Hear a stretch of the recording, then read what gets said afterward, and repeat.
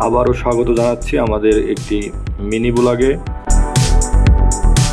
আম মৌসুমি ফল, জানেন কাঁচা আম ঝালাই অত্যন্ত সুস্বাদু। তো আজকে মাসুদ আমাদের জন্য তার গাছ থেকে কাঁচা আম নিয়ে এসেছিল। মাসুদ এখন আম ছেলছে। এই যে আমাদের বস শান্ত ভাই বসে আছে, আর মাসুদ আম ছেলছে। এই পাশে বসে আছে শিহাব।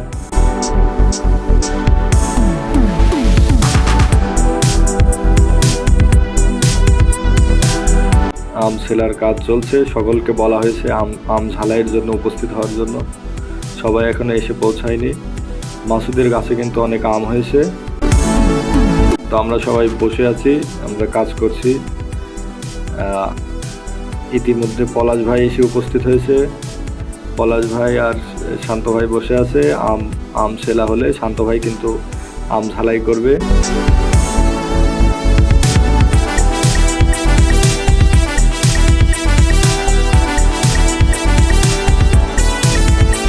মাসুদের ফ্রেন্ডরা ফোন দিয়েছিল, মাসুদ ভিডিও কলে কথা বলছে আর আম ছিলছে। এ পর্যায়ে পলাশ ভাই আম কোচানো শুরু করেছে। মাসুদ আম ছিলছে আর পলাশ ভাই আম কোচাচ্ছে। এরপরে আম মাখাবে কিন্তু শাহরিয়ার ভাই। এখনো সবাই আসেনি, সবাইকে বলা হয়েছে, সবাই আসছে।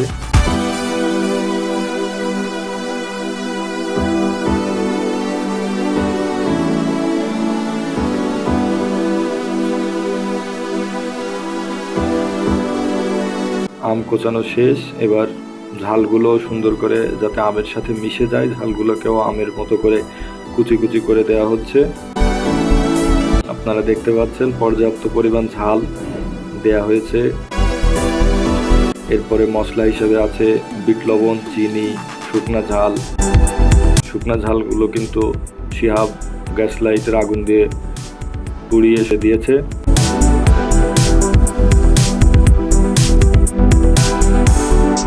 আরো অনেক কাঁচা ঝাল, কাসুন্দি এগুলো আছে। এরপর যে আম মাখানোর পালা। আম মাখাচ্ছে শাহরিয়ার ভাই। তেঁতুল, কাঁচা ঝাল, শুকনা ঝাল, চিনি, কাসুন্দি এগুলো সব দিয়ে দিচ্ছে। প্রায় সবাই উপস্থিত হয়ে গেছে। শাহরিয়ার ভাই কিন্তু অনেক ধৈর্যের সাথে সুন্দর করে আম মাখানোর কাজ করছে।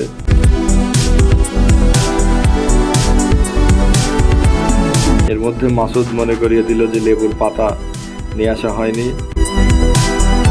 লেবুর পাতা ছাড়াই এবারের আম মাখানো হবে। সামনের বার অবশ্যই লেবুর পাতা দিয়ে, লেবুর রস দিয়ে সুন্দর করে আম মাখানো হবে। দেখছেন আম মাখানো শেষ, এবার খাওয়া দাওয়া চলছে আর গল্প চলছে যে আম চুরি করে আনা হবে।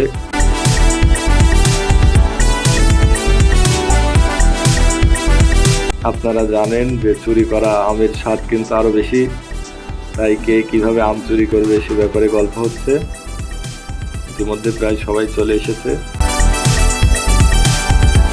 আপনারা দেখছেন শাহরিয়ার ভাই টেস্ট করছে, আমরা এখনো খাওয়া শুরু করিনি। পরে আস্তে আস্তে সবাই খাওয়া শুরু করলো।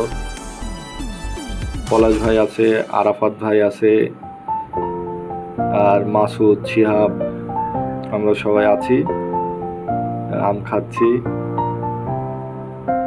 আপনারা দেখে অনুমান করতে পারছেন কি পরিমাণ স্বাদ।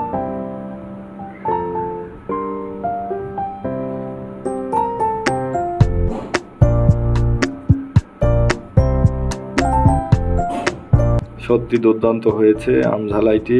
আমগুলো অনেক টক ছিল, পাশাপাশি প্রতিটি মশলার স্বাদ অনুভব করা যাচ্ছিল, বিশেষ করে কাঁচা ঝাল আর শুকনা ঝাল।